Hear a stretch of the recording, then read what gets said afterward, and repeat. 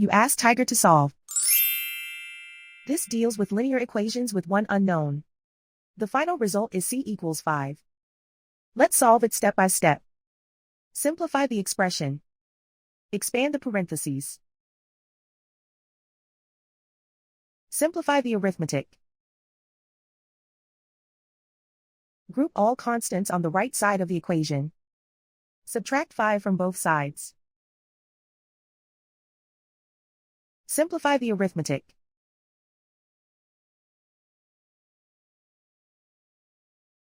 Convert the c into a positive number. Multiply both sides by -1. Remove the ones. Simplify the arithmetic. And so the final result is c equals 5.